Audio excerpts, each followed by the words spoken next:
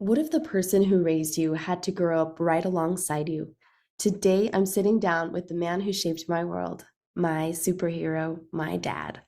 We're pulling back the curtain on our relationship from childhood memories to parenting wisdom and the unexpected lessons we've both learned along the way.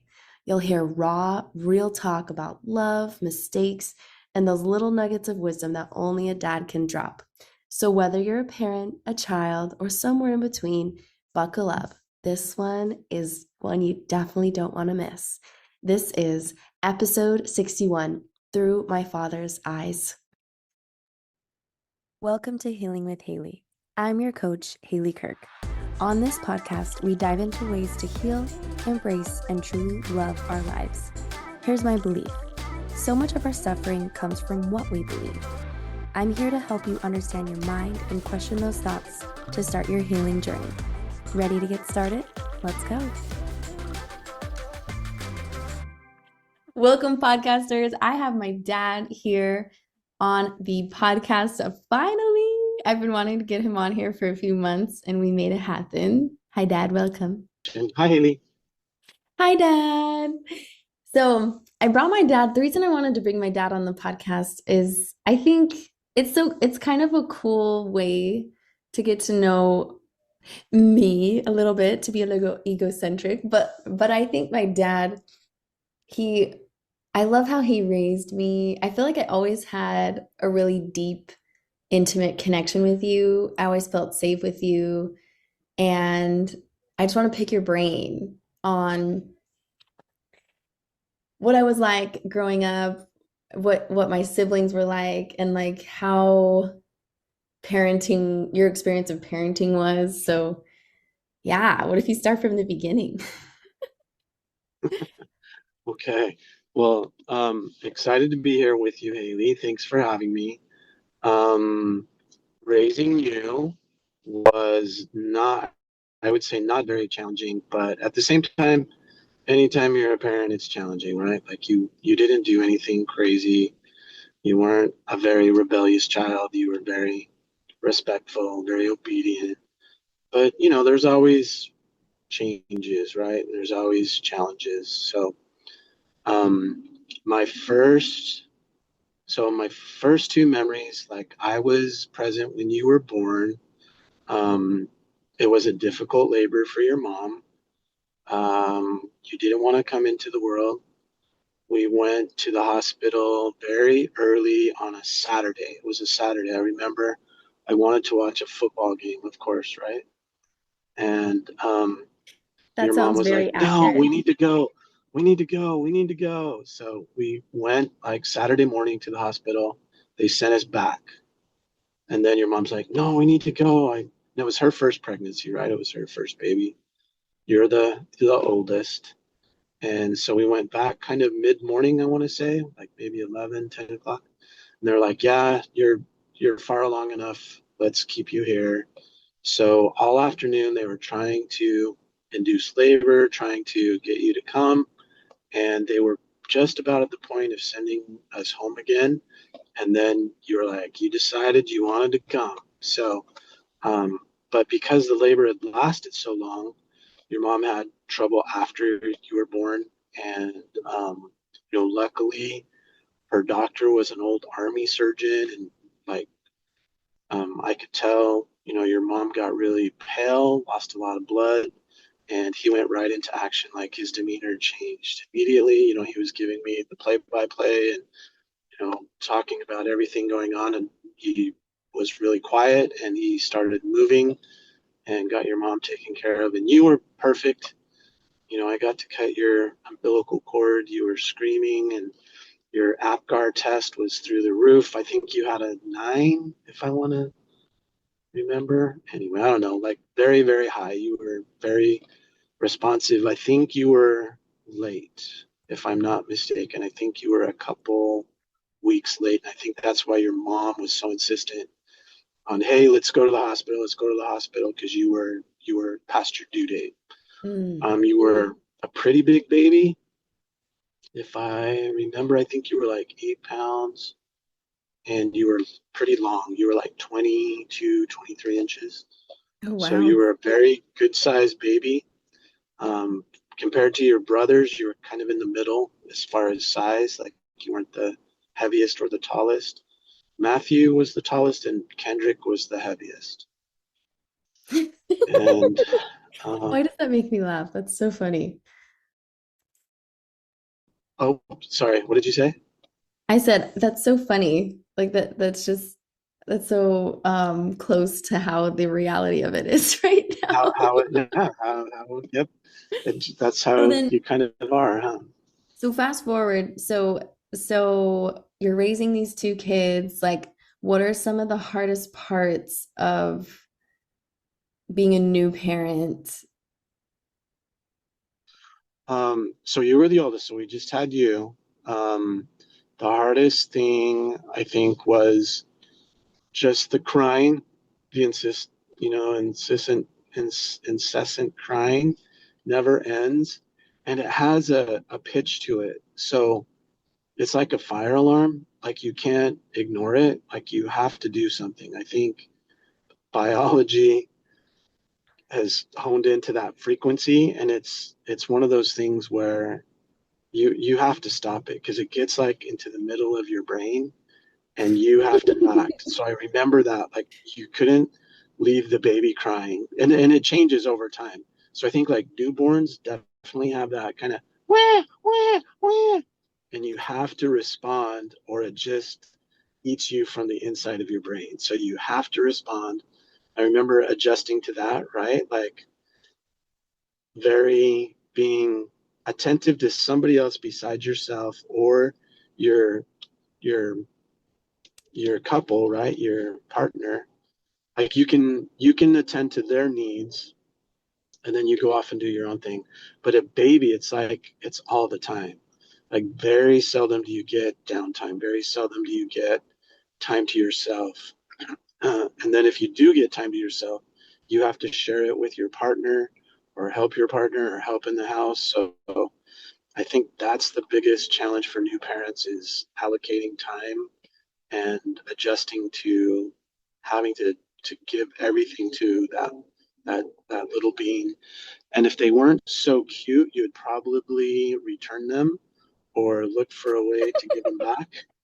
But they're so darn cute. Like you just want to bite their cheeks and you watch them sleep. They're so peaceful when they sleep. Like that's what I remember about you, how cute you were, how your cheeks, like I always wanted to just bite your cheeks. And your mom did bite your cheeks and made you cry. I never did that, but I wanted to. I think I just kind of squeezed them a little bit till you'd kind of like squiggle, you'd wiggle and then be like, Uh-huh. okay, that's enough. But I think the biggest adjustment is just time and that you're you're you have to become selfless.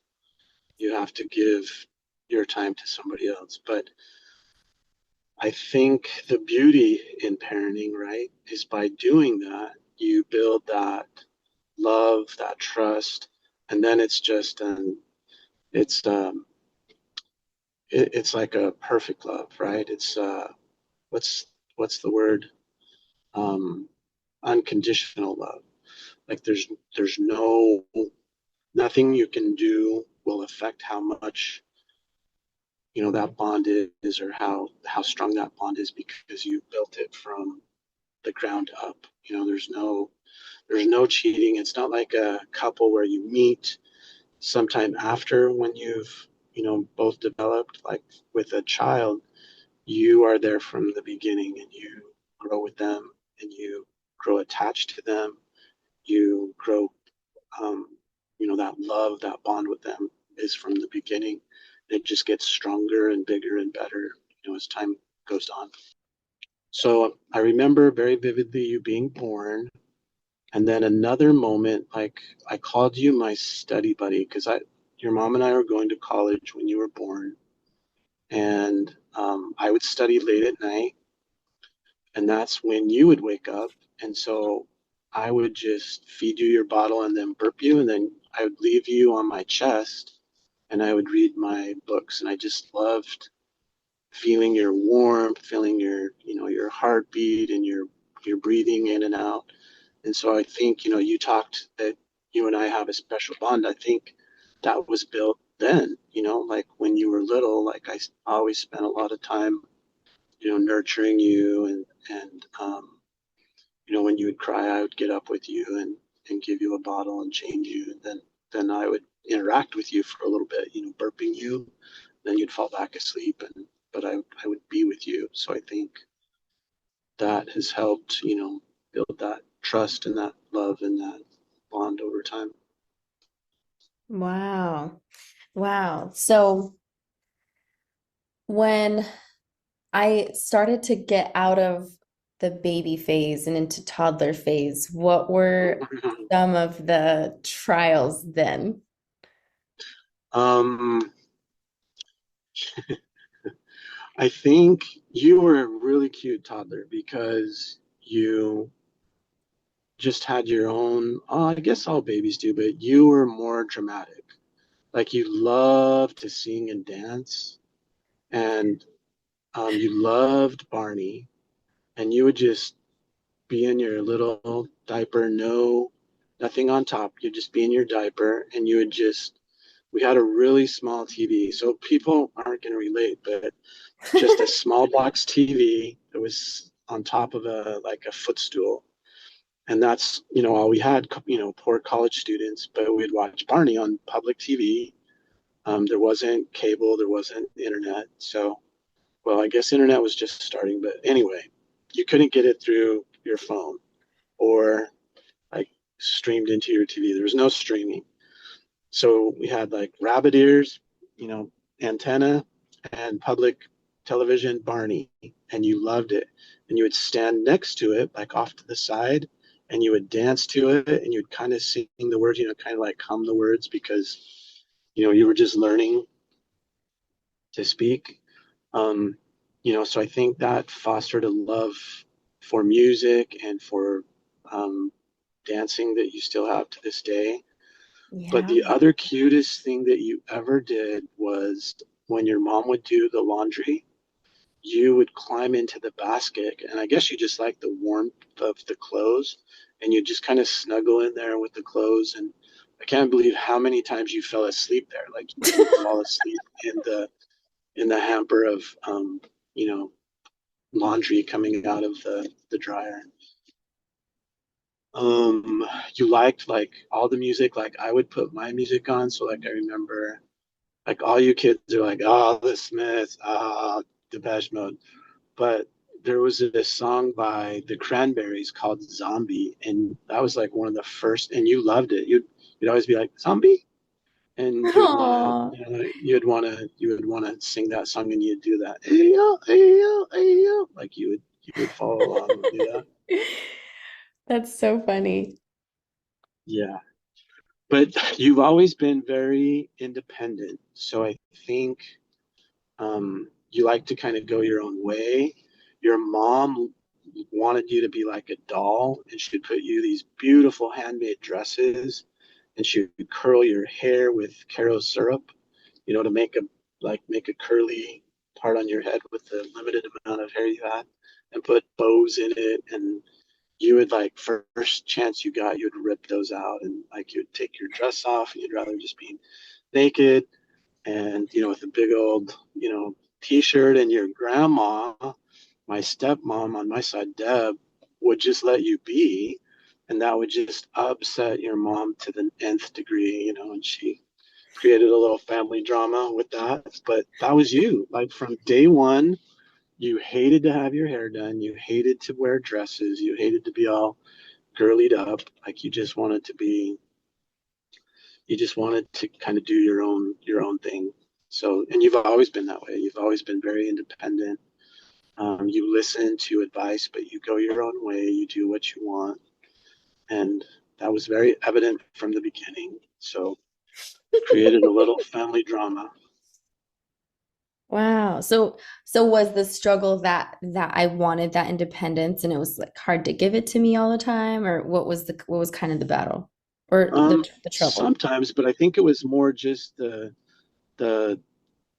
the relationship between you and your mom. Like it would bug your mom a lot, so then it would create a lot of drama with me trying to, you know, work between you and her, and then her and your grandma. You know, it just created Mm, a lot of drama. But um, you know, I didn't necessarily see it as a problem. I mean, that's just your personality, right? Like you just mm, had a problem with following the rules all the time. Like the important rules, I think you understood those. Like, I don't think you ever like ran out on the street. I don't think I ever lost you. I lost you, your brothers multiple times, but I don't think I ever lost you. You know, like you didn't do, you know, you were never like called the principal's office for, you know, hurting somebody or, you know, getting in a fight or spreading rumors or, you know, backstabbing people or, you know, you always seem to get along with everybody. You know, there's never really issues with, you know, illicit substances. You know, I think one time I picked you up from a party, and this shows how little I know. You smelled of citronella, and I thought you smelled like pot. And yeah. so, like, you told your friends, my dad doesn't won't let me come to your house because your mom and dad smoke pot. And they're like, what? That's citronella. So, you know, thank you, Utah. Thank you, Mormons. But Yeah. Yeah, that was funny. So I think for me, I don't tell me if this is wrong, but I think the difference between me as a parent and you as a parent was the breadth of information that's available now. So like oh shoot, yeah, I can go 100%. in and be like, how to handle a tantrum for with a 2-year-old, right? So like Yeah. when I had a tantrum, what was kind of like the go-to or like your go-to? So, your mom and I took a child development class in college together. Oh, that's so Um, cool. we also went to classes when she was pregnant. There's like classes for first time moms that would teach you about breastfeeding, you know, terrible twos, things like that. So we knew things like that were going to happen. So we had kind of a plan of, you know, what we wanted to do, but nowhere near the type of, like you're saying, like that's a very valid point. We had to read or go to a class like that. That was our, you know, the information with the internet was just starting when you were born, and it was very hard to, you know, it was dial up. So I don't even know if, you know, that's going to resonate with your audiences, but basically you would have to wait 10 minutes to get on the internet, and then you could maybe ask one question in an hour and get an answer from Jeeves. It was Ask Jeeves was where you would go. So it wasn't even Google. It wasn't, there wasn't Chat GPT. You know, you didn't have really anybody or any sources except for a book and taking a class. So I think what guided me as your father was how I was raised, how I saw my siblings raised, and what not to do, right? So I was like, I definitely don't want to do this. What I was that? definitely don't. So screaming, you know, I didn't feel like worked. Like corporal punishment, I don't think worked, especially at a young age. Um, and corporal punishment was a huge part of me growing up. Like that's how my parental units disciplined me. Um, at Corporal least my mom punishment and my means like stepdad, spanking, right? spanking or yeah, slapping or you know the wooden spoon or yeah. So um, so I didn't. So my mom, did she ever use? Yeah, she used the wooden spoon on me just a couple times. So that was like an escalation, right? So if you did something really bad, the spanking maybe didn't apply. And I was a good kid like you. Like I didn't do, you know, I was never out like partying and getting drunk or doing bad things. But I was a really good kid too. And like my mom would even brag to like her friends. She'd be like, here's my, 18-year-old son, and he like helps out with the kids. He cooks for the kids, does his own laundry, blah, blah, blah. So, I was a really good kid too. So maybe the spanking for me worked. And I know, did I ever spank you? I don't think I ever spanked you. Definitely spanked Matthew and I definitely spanked Kendrick, but I saw it didn't work with them. So I was like, and I'm very pragmatic like that. Like if something doesn't work, then I was just like, I'm not going to do it. I think you said So that like yelling was enough for me. Like if you were like, yeah, don't do that, and I was like, oh my God. And I see that to this day. Like if you yell at yeah, me, like it's enough. Like I punish myself with that. yeah, yeah, definitely. Yeah. And like you didn't do like really bad things. It was more like, Haley, do your chores, or Haley, turn out the light, or, it wasn't, I don't remember huge arguments about you doing stuff. You were very compliant. You were very obedient. You'd wake up, you'd go to school, you got good grades. You were in athletics, you were in music, you were in dance. Like you were very occupied doing things. Um, yeah, you weren't um, a challenging child from a discipline standpoint. I think it was more like giving you everything, all the support that you wanted. So like all those things, right? Like taking you to lessons, taking you to church, taking you to sports, taking you to music.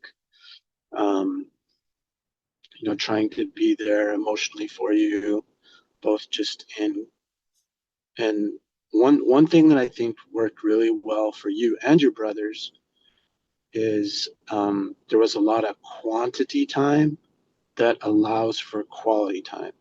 So, and I think parents make that mistake, a huge mistake, is when they're ready, they want their kids to be ready to talk about important things. And sometimes that's not the case. And if you push as a parent, you're just going to push the kid away. But what worked really well for me is the quantity time I spent with you, like driving to practice, driving to school, driving, just being in the car with you a lot of time, then you would open up. You would be bored or something would be bothering you, and you'd be like, "Hey, Dad, what do you think about this?" And that provided the quality time that I was just around you and did things with you. And you know, I didn't really ever push, for you to tell me something. I'd let you just tell me because I was around you. But I think parents that aren't around their kids a lot, they're going to have a really hard time connecting for the quality time. And and kids are never going to be on their schedules, so they've got to re-engineer that or look at how to get the quality time because they're not spending the quantity time. Whoa, that's a gold nugget. So that's so interesting. I also took a parenting class in college, and there was this mom that was like, I'm gonna make sure I'm home between 5 and 6, and I'm just gonna sit on the couch and read a book. And that's gonna be me like being around my kids and available if they want to talk to me. So it was like, Yeah. oh, you don't I agree don't, with I me? don't know. I mean, okay, that's better than not being there, but the kids will see them as like occupied, right? And that happens a lot Oh, I too. see. So Okay. like if the kid's like, "Hey, Dad," like that should be like red flags, right? Like the dad should just be like, "Oh my gosh, my kid wants to talk to me. Stop what I'm doing." And like we were talking about earlier, mindfulness, right? Being in the moment. They need to stop and like go sit down with them, be like, "Hey, what's up? You said you wanted to talk to me." And I think that would open up those communications. Like parents have to be aware of those precious moments when their kids need them or need to talk to them. Because a lot of times kids, they don't want to bother their parents. Like they know that their parents are busy or they're stressed out and they don't want to add to that, right? They feel like they're a burden. They feel like they're adding to the stress. So they'll just be like, "Hey, mom." And the mom will be like, "What?" And then the kid will just be like, "Oh, hey, I'm good. I just wanted to say hi." when they really wanted to talk to them, but the way the reaction from the parent is like, oh yeah, I don't want to go down there. Mm, yeah, that's interesting. So then for so to maybe change up that scenario, because you're saying that you want to be around your kids, but you don't Mhm. necessarily have to like plan all these extravagant things like um Just just the things that they like, right? Like I think your mom and I did a really good job. We were just like, hey, you got to play a musical instrument, we'll let you pick it. You're going to play a sport, we'll let you pick it. So I think we gave structure, but we also gave choice. We let mhm. you choose. And then pretty soon it wasn't even an issue, right? Like you would just be like, hey, Dad, I'm going to sign up for basketball this quarter. Hey, Mom, I'm going to do cross country this year. Like you would change it up. Hey, I want to do swimming. Like we didn't even, after a while, it wasn't even an issue. You already, you loved, being active. You love being healthy. You love being part of a team. So you would just do it on your own. Yeah, I think one of my cherished childhood memories was playing anything with you. Like we would just go to the park and play. Was it every night? It felt like it was every night you would go play with us. But Some I, parents would. I want to say for a good few, probably 3 years, yeah, like we'd go and we just remember we'd load up the car and we'd be like, Was it what would every you call it? Sports Friday? day. Oh, it was No, I once think a we'd week. do, yeah, no, I think like during the summer when you guys were on break, I think every night in the summertime we'd go to the park. That's what it felt like. Like It as felt soon like as as so soon as it much was time. dark. Yeah. And it wasn't for very long. It was like maybe for an hour and we'd let, what game do you want to play, Haley? And you'd always pick like soccer, or we'd play roller hockey, or Wall we'd play ball. tennis or wall ball. Yeah. Yeah. Or basketball or volleyball. Yeah. Yeah. Yeah, we And then I played. think when you were older, it was more on select occasions, like when we'd get together for Memorial Day or Labor Day or, Thanksgiving, then we'd go and just play. We'd have a sports day. Yeah, that was so fun. I love, love, love those memories. Because and it's so interesting because it was like no pressure parenting. Like, you know how some parents are like, how's your day? Good. What'd you do in school? Nothing. It was just kind of like Yeah. it wasn't, It's like, hey, I let's go to never, the park. Yeah, let's go yeah, it go was and like kick the it, ball around. and for some reason that translated to like my dad wants to spend time with me. Like my dad loves me. Like my Yeah. dad want he thinks I'm cool or something. I don't know, like I am good enough to be spent time with. That's kind of the messaging I got. Wow. That's very impactful. Yeah, from my side, I just definitely always wanted you, like I've told you many times, right? Like, we as parents make millions of mistakes, right? Hmm. Um, but I think if it comes from a place of love and being a better parent than the generation before, right? So, like I've told you already, you're a much better parent than I was, and I was a better parent than my dad was, and my mom were. So, I think that just letting your kids know you love them and that you're trying to do your best goes a long way, right? And just always, I would tell any parent that just, lead with your heart.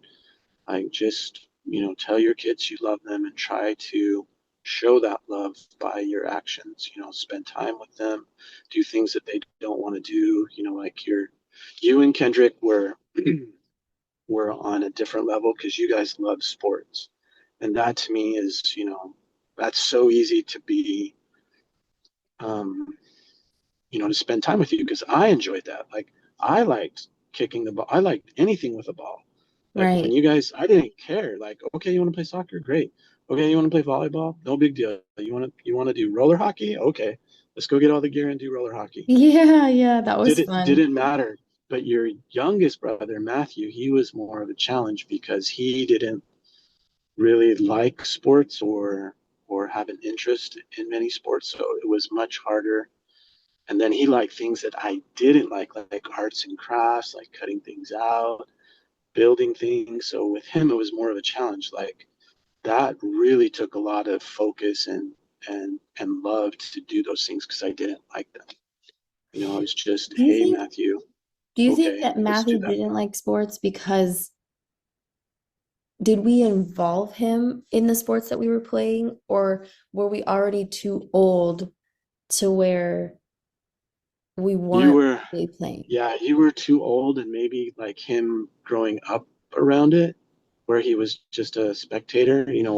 I, we would take him to watch your games, and like he would have to sit there and kind of be good in mind, and not run out onto the court or the pitch to get in the way. So maybe. Or I think Matthew's just so different though. Just his approach to everything was he's a contrarian. Like from the time he was a little kid, like everything, you would explain a board game to him and he'd be like, no, like I want to do the rules like this. And I Yeah. think he's just his own little being. And you two like sports, I like sports, so I think it was more just no, I don't like sports kind of thing. Mm-hmm. Yeah, yeah, it's so interesting. So I've been listening to the work by people say his name differently, Gabor Mate or Gabor Mate. I don't know the pronunciation, but Huh. he was on a podcast with, I'm trying to remember uh, I'll remember it later, but he was on a very popular podcast. And the guy was like, well, we grew up in the same house, had the same parents. And he's like, no, you didn't. Like, called out this big CEO, know it all guy. He was like, no, you didn't.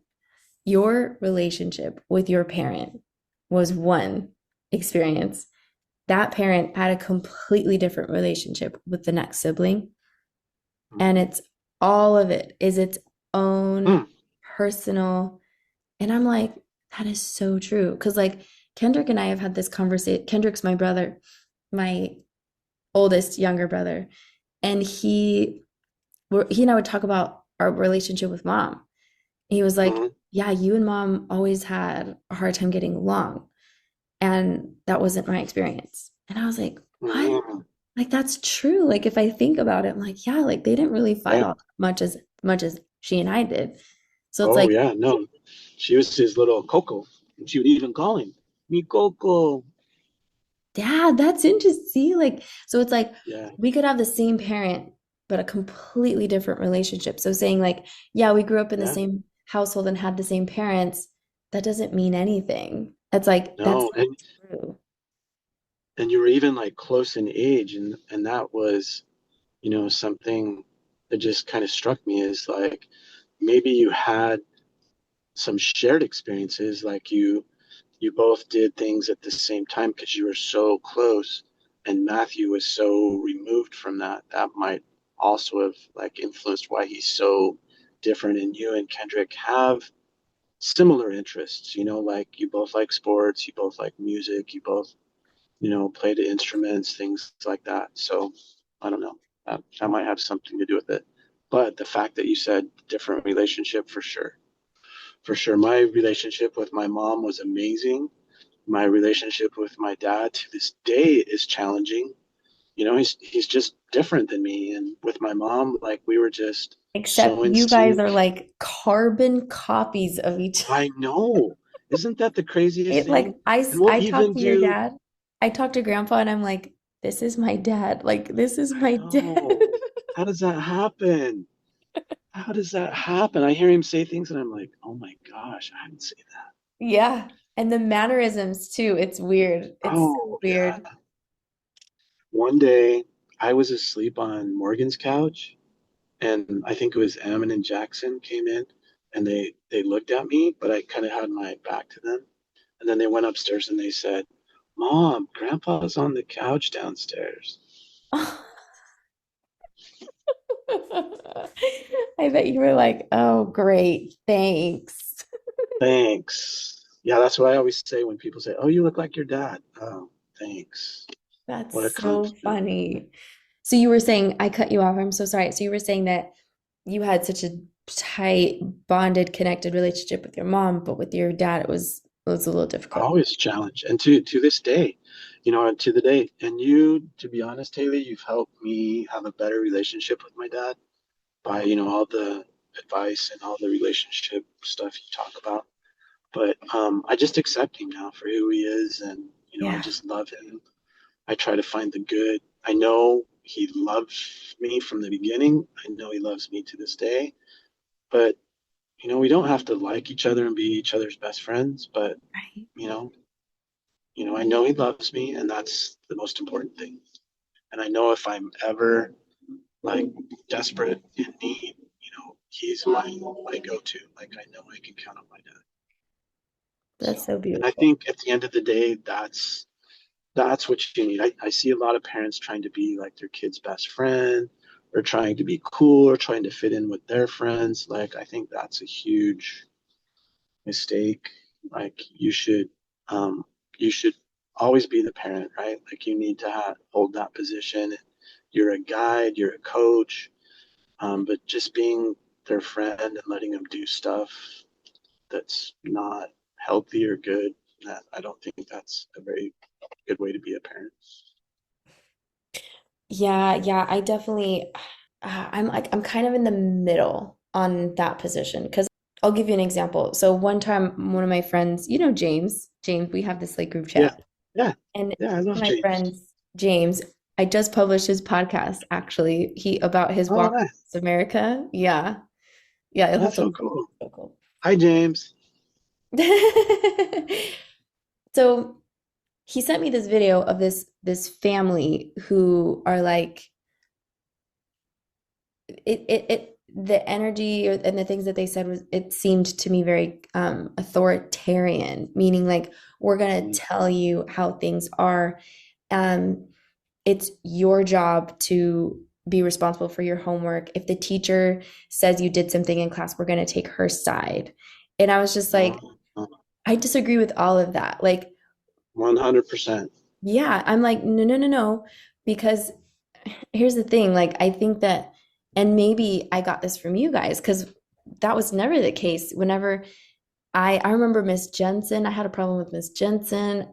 Hendrik had a problem with Mr. Shapiro. Was that who it was? Yeah, Yeah, so it's like yeah. you always took our side and you always listened, and I felt like we trusted you guys. Like we were Hmm. we were able to come to you guys, and I Right. never felt like we were in trouble. When we were in trouble and we told you, we were Hmm. never in trouble. And I felt like I could really believe that. Yeah. So like I don't agree with that. I think not that we're going to be friends with our kids. I think it's even more intimate than friendship. It's family. Like Yes. it's like, Yes. well, There I'm you not your go. friend. I Right.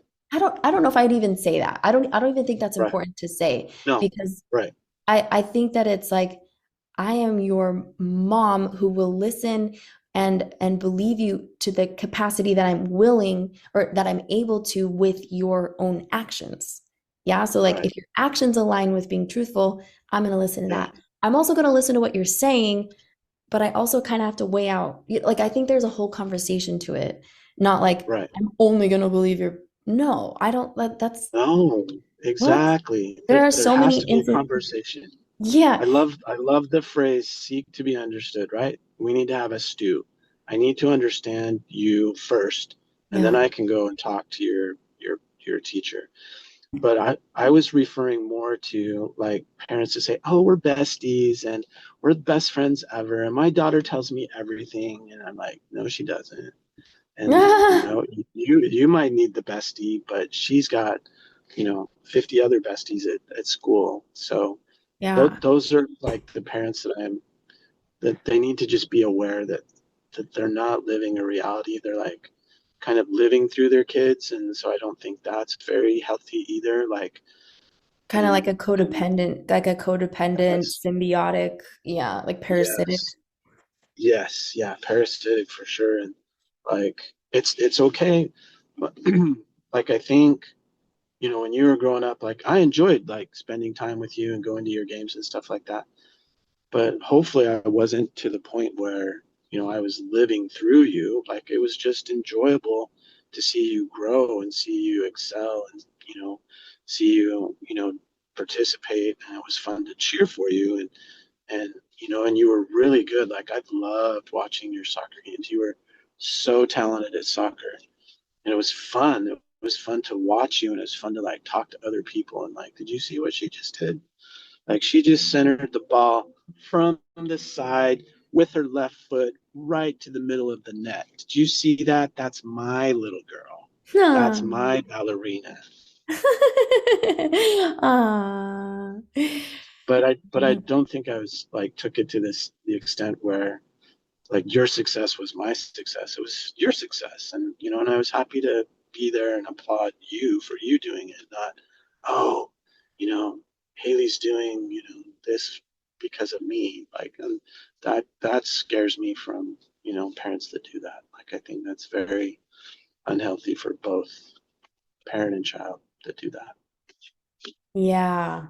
So it sounds like what you did to kind of build your philosophy of how you would parent was cultivating what your experiences were as a child and seeing what you liked and what you didn't like, and then taking even both of those and avoiding those behaviors and implementing those behaviors from the good and the bad of your childhood. Is that kind of what you did? Yeah, yeah, 100%. And a lot of, learning on the go, learning what things work, like we talked about the corporal punishment, I learned right away it didn't work, for you three. Um, and, learning to be, like that, the time thing, like I learned, I'm like, I want to talk to my kids, especially when, there's the separation of, teenage years were really hard for me because we were very close as a family before the teenage years. Like we did everything together, and you guys were very happy. You were very like, hey, mom, hey, dad. Like we just did everything together. Like, I don't know if you remember, like every night was like Disney Channel night. Like we would go out, we'd do things, we'd make dinner together, we'd have dinner together, and then it was like Disney movie. And we'd sit down together in the family room and watch, Disney movie. We'd go to the store together, we'd buy food together. Like everything was all together. And that was so fun. And that's what I always wanted was a very close together family unit. When I became a dad, that's what I wanted, right? And that was the fruition or the completion of that. And then the teenage years come, and it's hard, like because I know you're going to go through it. I know it's important, but now I don't have that beautiful little unit that I had now. Now you want to go off with your friends. You want to go do things, and it's hard. It's hard to see that see that go, and then you look for ways to connect with your kids. And so I found like that quantity and quality time, was important to just be around you when you were ready to talk. So Mm, wow. so yeah, most of it was just learning on the go. Like I'm very just me personally, like I'd like to make things better, right? Like that's my job. I'm always trying to find efficiencies. I'm always tinkering, trying to make things better. So I think even as a dad, I was always trying to get better and build my relationship with you and your brothers. And I'd try different things, and like that was important to me. Like I wanted to be a good dad. I wanted to be a better dad than my dad was to me. Like I wanted you to feel loved and supported all the time, and that you had all the push and the all the boxes filled from your father to go on and be successful. Like I didn't want there to be something that was wrong and that impacted you and like adversely impacted your life. Yeah, I remember one time you said this, and it was, oh, it was so interesting. You said, I've always, and tell me if this is uncomfortable, but you said, I always wanted you to feel safe around me. And I never wanted to do anything to where it made you feel like uncomfortable or like anything I did to you physically was Mhm. construed as something else, right?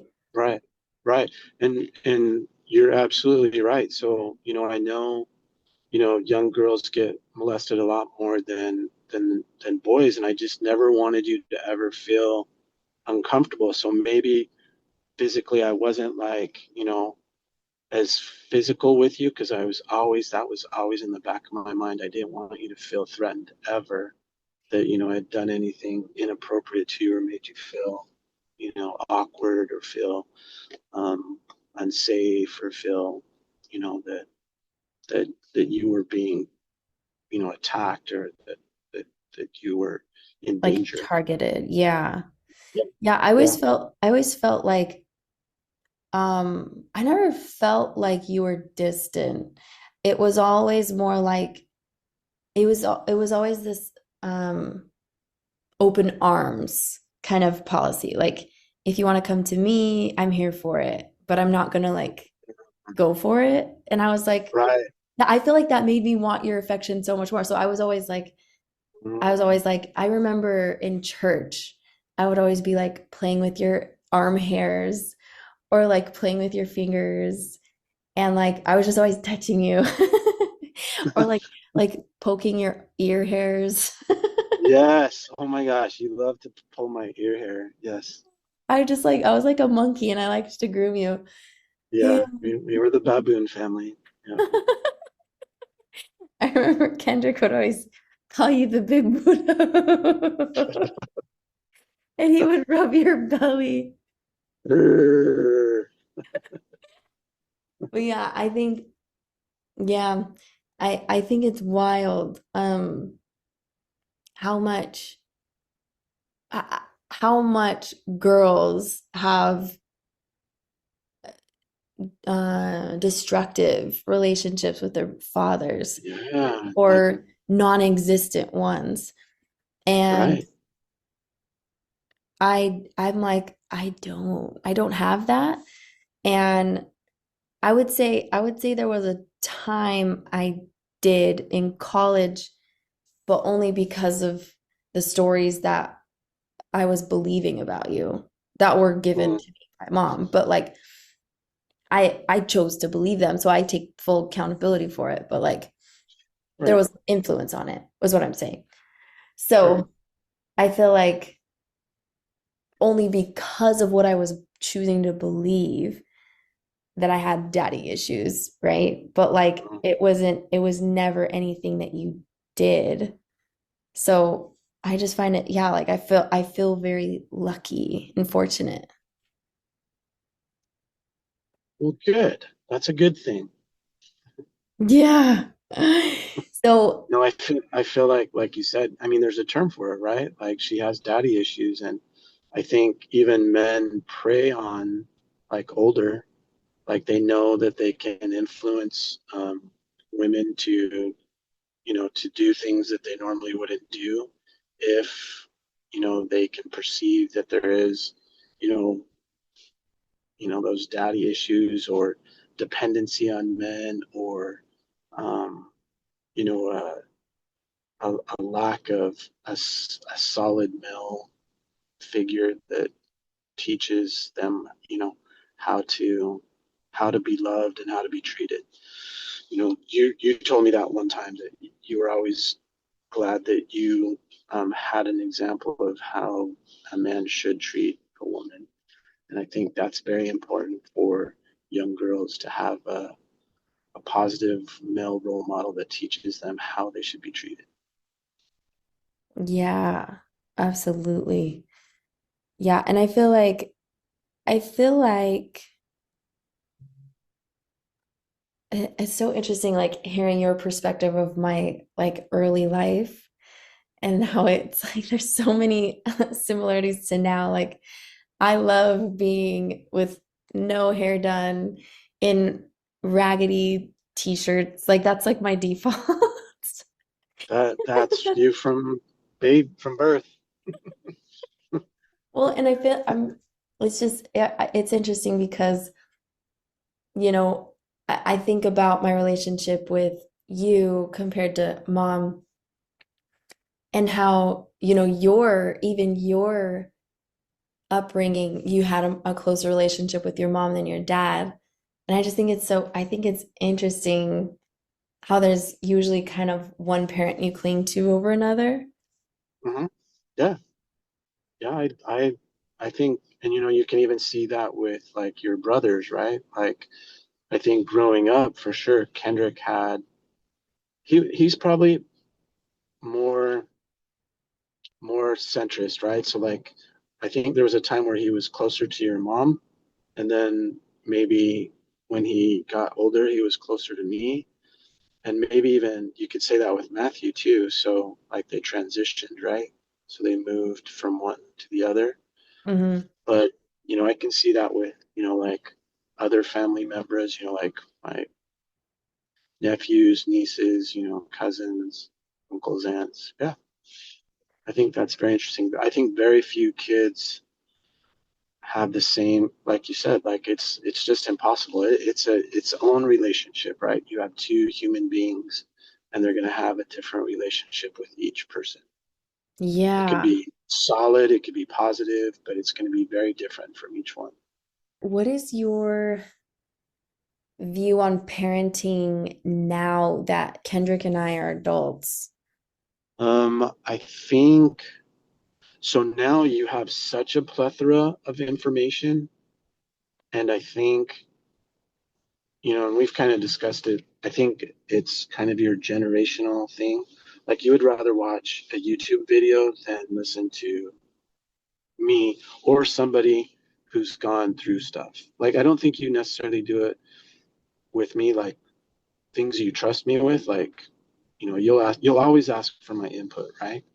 But I don't think your generation puts a lot of emphasis on people that have gone through things for a long time. You'd rather just trust somebody that makes a YouTube video. And Mm, and I think that that's a trait of your generation. You have so much information, you'd rather yeah. just research it yourself than ask your mom or ask your dad or ask your grandparents.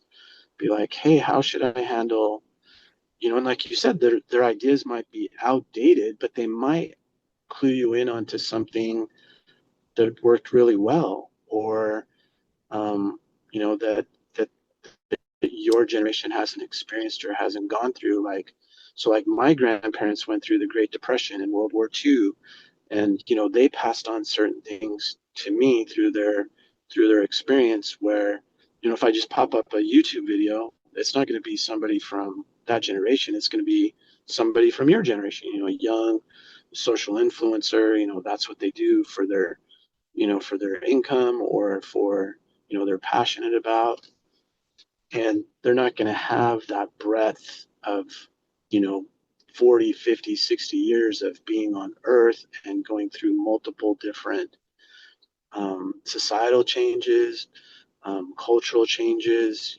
different age age group. Like they could give us, like I asked my dad, things about as you age, I'm going through things as I get older. Like, who do I turn to? I turn to my dad. I'm like, Dad, is this normal? Should I be feeling like this? Because he's my guide. He's the person that I look for. I don't, I do chat GPT. It's nice. It's so nice. Like you have no idea how nice it is to just get information. But I think what your generation can do is include, these sentinels, these people that have actually lived it and gone through it, and still include them in your decisions. And not to say you and Kendrick don't, because you know, you do ask me questions like that, and I think that's important. I think that's what parents in your generation should still do. And if they don't have somebody they can trust, maybe they can reach out to you. Like, who, do you know somebody that could give me some advice? And like, people love to give advice, and they love to be mentors. They love to help. Yeah. because they want to be like we were talking about earlier. They want to be included, right? They want to have a purpose. They want to, pass on, what we've learned because that's how we used to do it. We used to tell stories and we would communicate, verbally and would pass on traditions and skills verbally. So I think it's in our DNA to still do that. I was actually just listening to that the mindfulness podcast by Ellen Langer, and she was talking about how it used to be in like in tribes that the elders were the most intelligent and the most revered and the most sanctified members of the tribe because they had the most experience and the most Right, that's knowledge. who you'd go to. Yeah, that was your Google. Yeah, you'd go to the elders or the witch doctor, the person that was the oldest, had been around. Yeah. Yeah, and they were considered the wise ones. And there's actually it's actually kind of interesting. There's the concept of like senility in older Mhm. people, and that actually only 1%, she was saying, in her book Mindfulness, Ellen Langer, that 1% of geriatric people, geriatric just means I think 70s, 65, 70-year olds are Mhm. considered geriatric. Well, depending on the context, right? Because if you're over 40, you could have a geriatric pregnancy. Isn't that weird? But Yeah. anyway, so in that term of geriatric, but like only 1% of people considered geriatric go senile. So it's like Mm. that a lot of people think that when you're old, you're just going to become senile. Like it's just Mhm. inevitable. But it's not Right. true. It's part of. And so there's a lot of negative stigma behind the elderly. Mhm. And I was like, that is so sad. And It is. that was always something I really loved about Chiquis. When I went to Mexico, Mm. I saw her like I saw Grandpa Poncho and he was like this like he kind of looked like Voldemort, like when they're about to put him in the soup. Like Oh, just yeah. so frail, like frail and shriveled and small. And I just loved how much Chiquis was like taking care of him till he Yeah. died. I think there's Yeah. something very spiritual about that. I think it's Oh, I agree 100%. yeah. My dad did that to his dad. He took care of him in his house until he passed away. And I have a lot of admiration, like the stories too. Grandpa Keith had a stroke, so he had special needs. Like he needed special care, and it was hard. So they put him in a facility for a time because that enabled them to have home health care. And then once he was in the home for a while, he came back and like Grandma Joyce and Sandy and Tina took care of Grandpa Keith for a long time. I think that's very beautiful, like it's like you're paying homage. Yeah. And even if you don't um like the person, like I really liked both my grandparents. They were grandfathers. They were very, influential in my life and I like being around them. But even if you don't, like it's just a way to show respect. It's a way to say, thank you for, your sacrifice. Thank you for, trying to, set me up in life. Thank you for, giving me, the things that you gave me through, your DNA and through, your teachings or absence of teachings. There's still, you know, life lessons that that person left with you and characteristics that they left with you. Oh yeah. Yeah, 1000%. I agree. I think it's taking care of your lineage and your line, kind of just showing respect for where you come from. That's a great way to put it. Yeah, I like that. Yeah, so to wrap up, I could talk to you for hours. So what are Oh, we have to hang up. Aw. So Mr. California, I'm in Eastern Standard Time, so I'm like 3 hours ahead of you. Oh, yeah, it's really late. Yeah. But But I'm just feeling the vibe. you're like, yeah. What are some of the hardest parts, hardest memories of raising me, hardest parts about parenting, raising me and my siblings, and then the Um, best parts. Okay, okay, that's so one question. So then part hardest two is, parts, hardest okay. parts, and then the best parts. Okay. Hardest parts are definitely in the beginning, just the physical. So I'd say in the beginning, it's very physical. Devoting yourself to someone other than yourself or other, than your partner, this strange little being, annoying crying, um, the, crazy diapers and throwing up but I think it has a purpose, right? Like it endears us to that person. So that's hard. The other thing, so then once you transition to, preteen, it's that separation. Like you build up all the good things. Like to me, I say the golden years are from 5 to like 10. That's 5 years of like bliss where you're in harmony. Kids like their parents, parents like their kids. You get along for the most part, and then comes the teenage years and the preteen years, and then that's the separation. I say that's the mental side. So that's the mental anguish. You're worried about your kids. You worry. I'd say that's the hardest part about being a parent all around is you're just constantly worried about them. Is something bad going to happen to them? Are they going to suffer?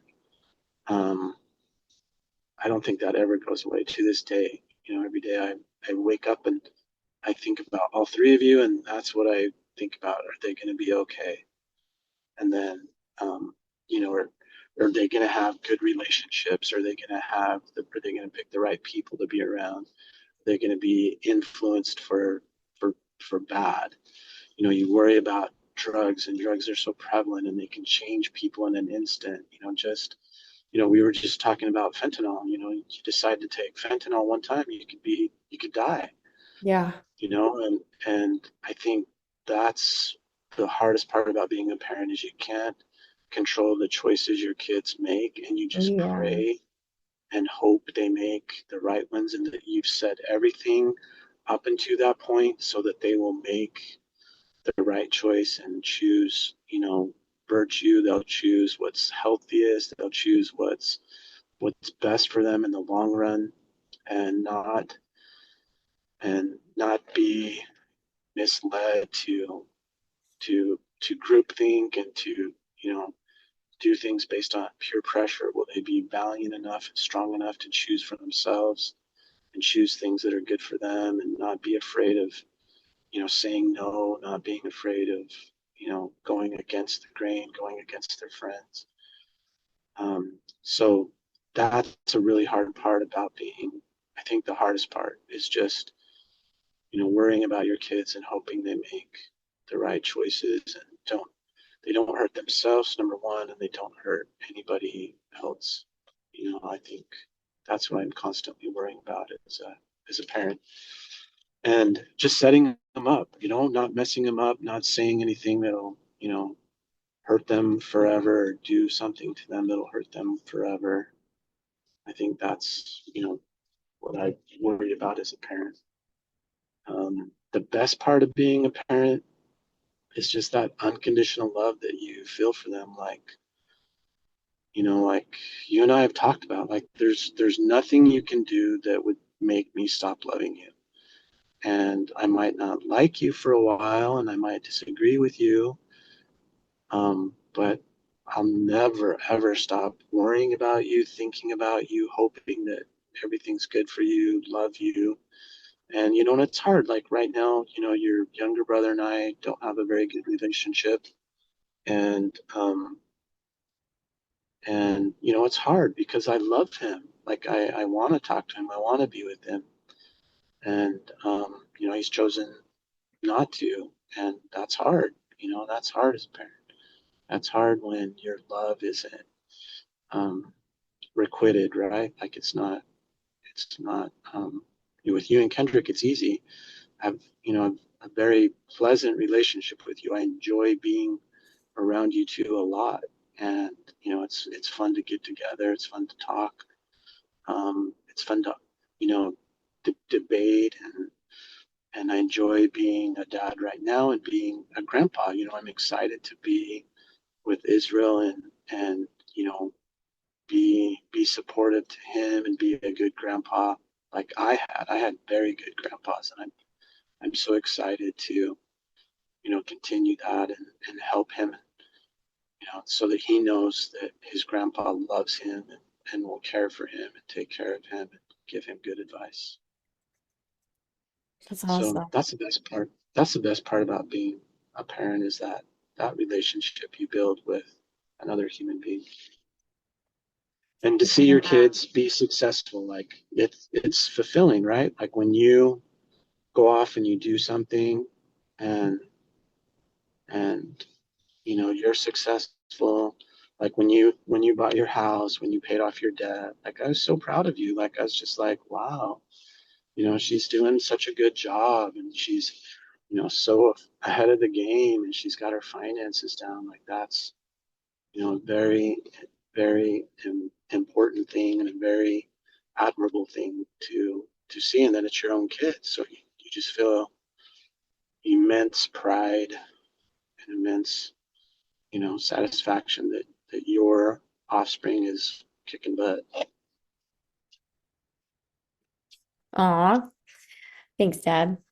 Finances, when you get a house, lots of unexpected things happen. So, It's all the no right. debt thing It is teaches not you a to be thing. quick, right? It teaches you to problem solve and to work around stuff. So, I went through like a free Tony Robbins thing, and he says, do you want to know what the craziest thing is that humans think they shouldn't have problems.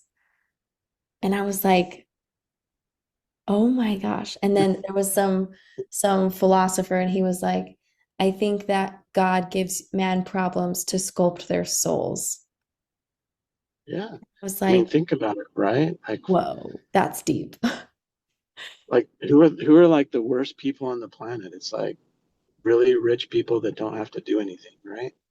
Like, they don't add anything. They don't become artists. They don't become philosophers. They're just kind of they're more of a drag on society than, you know, poor people are trying to make it every day and trying to get ahead.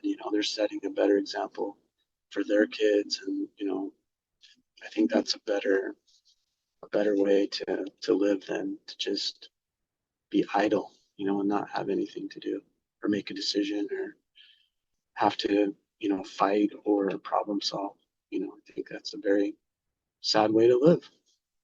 Yeah, yeah, I think recognizing that it's and a problem, mostly usually a problem is just an unanswered question, was the other thing that he said. And I was like, Ooh, wow, I like this is that. Tony Who was Robbins. that? Yeah, Who said that? Tony Tony Robbins. Robbins. Yeah, he's like, every Oh, time what? someone's like, hey, I got a problem. And Big I'm like, giant. it's an unanswered question.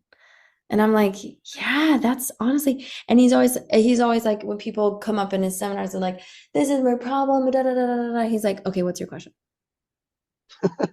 Okay, what's your question? I'm like, wow, no, it's so true. And it's like, I feel like we create all this drama in our head, and we think Oh, yeah. it's, and he also says that complexity is the enemy to execution.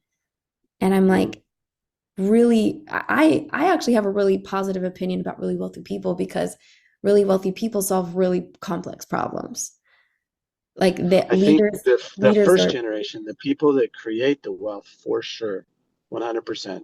I'm talking more about like the legacy kids that don't have to do anything, and their parents just like the give trust it fund to kids. them. Yeah, Ah, they I just give see. them the money. They didn't have to work for it. They don't have to do anything. Everything's handed to them. Yeah, They don't that's have to work. They don't have to think. They don't have to do anything. Just that's a spend money. problem. That's I think that's a bigger problem than Yeah, that's it. That's like work. interesting. But it'd be nice to have that problem, right? Just to kind of see if you could do it different. I could do it different. I would think. I would problem solve. Should I buy a Ferrari or a Lamborghini? Let me think. So, so what phase of parenting was the hardest for you? Was it still, does it still always go back to the crying? The crying? No, I mean that to me that was hard. Like I Yeah. didn't like I didn't like the terrible twos. Like to be honest with you, I think when babies first come, they're kind of annoying, but they're so dang cute. But Yeah. then when they're in the terrible twos and it's no, no, no, no, and jump on the floor and spin, be possessed by,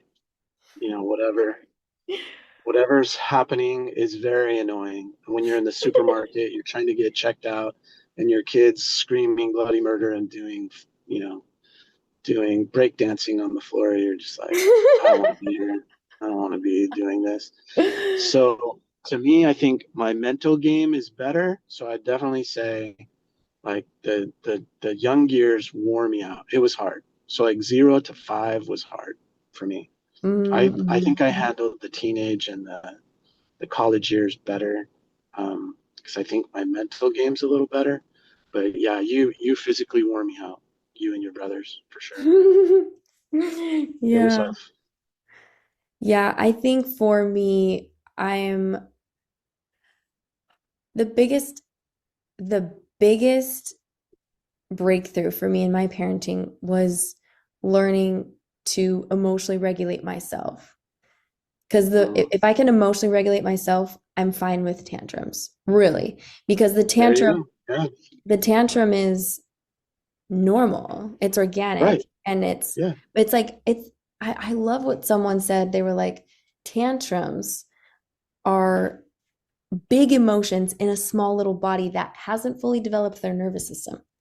So it's like, Yeah. of course they're gonna go crazy. That's a big sensation in a little body. There So you it go. just makes sense. What? No, I'm just saying. I agree. Like that's you were talking about the advantage that you have. You have research, you have science now on your side that can explain those things. And maybe we had it, but it was to a lesser degree. So, I think you definitely have the advantage. Like you have the capability to be a much better parent than I was. And then Israel's going to be a much better parent than you were. If we follow the process, right? Like if we apply the lessons and we apply what we've learned. Hmm. I think what's going to be really tough for me is that when he leaves, Oh yeah, I think is going to that's just, tough. yeah. And Most moms have a really hard time when they go to kindergarten, when they put them on the bus, they realize that, that dependency on you is gone. Like they've been dependent on you from, inception until they go to school. And then once they go to school, it's a little different. So your idea about homeschool might solve that. well, I'm saying I am doing homeschool, but I'm saying like college, like they go off and do Oh, their own eventually, thing. eventually. Yeah. I mean, eventually school, yeah. But like I think that, yeah, I just know, and I think that's like, I think it's its own grieving process. Like I think that there's gonna Yeah, be phases as a human, preparing. right? Yeah, Yeah, there's it's like, preparation. yeah, like, you know I'm gonna experience a lot of loss, and that's part Yeah, of life. But I think that one is gonna really be tough because yeah, I've built a lot of intimacy with Israel, and oh yeah, that's gonna be tough. right.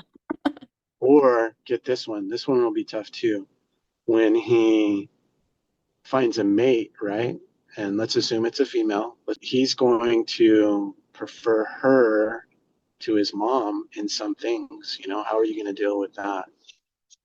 I want him to find a love, right? I want that Right. for him. I don't want him to cling to me like we're seeing in other scenarios. Right. But like I think that I want that. I think that when he leaves my house to grow and be his own man would be more devastating than the like partner thing. Mm, I think I would yeah. be more like a Brenda. Brenda's like my old mother-in-law, I guess you'll call it. But she was My just very first, my loving. first. Yeah. My first mother-in-law. She was just very loving and I loved her Yeah, approach. she It was was like good. it was kind of like thank you for loving my son approach. Mm, Like that's how I yeah. felt in her Gratitude. presence. Yeah, Yeah, and I totally. was like I loved how she did it. And I was like I want to be that kind of mother-in-law. Yeah. Yeah.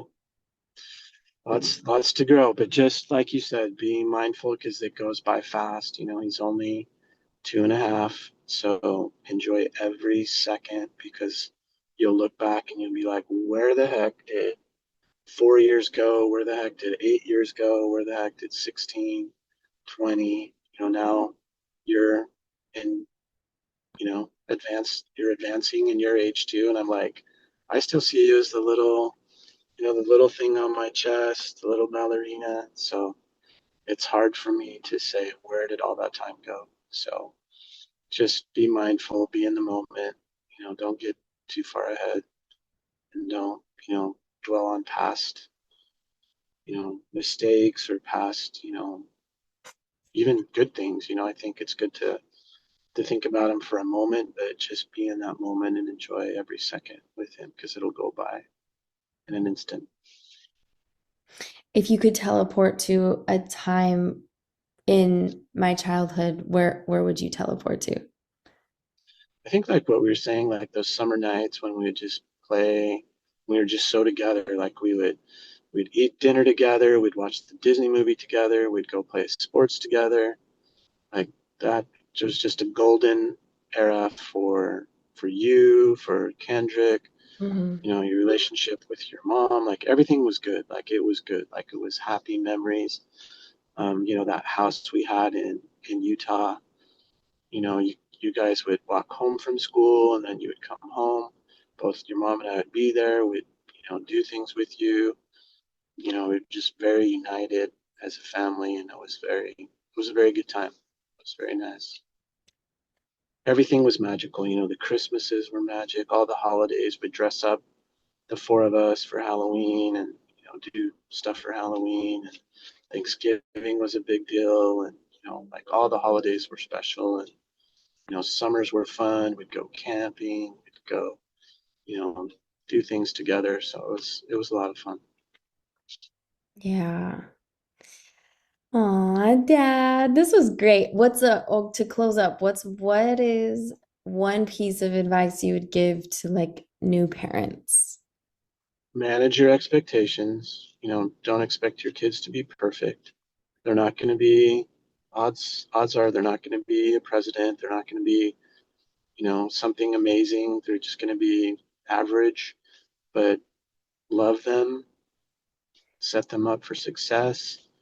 Um, don't dump trauma and hard stuff on them. Let them figure things out. Um, and I think the key to me to life is just treat people how you would want to be treated, and even better if treat them how they would want to be treated. So like get to know them on their level, and then just help them be happy and be successful. Don't set unrealistic expectations that they're going to be a rocket scientist or a doctor. Like let them figure stuff out. Let them develop their individuality so that they'll be happy. That's the most important thing. That your kids are happy, healthy, and loved. Everything else doesn't really matter.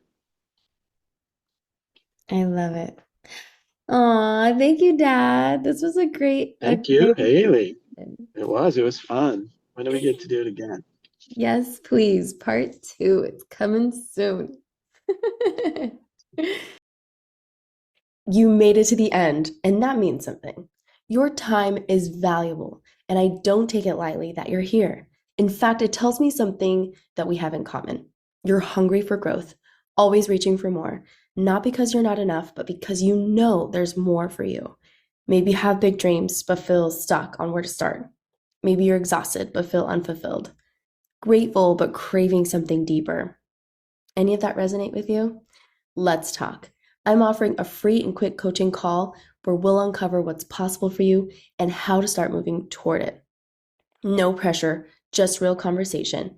Click the link in the show notes to finally take action on what's possible for you.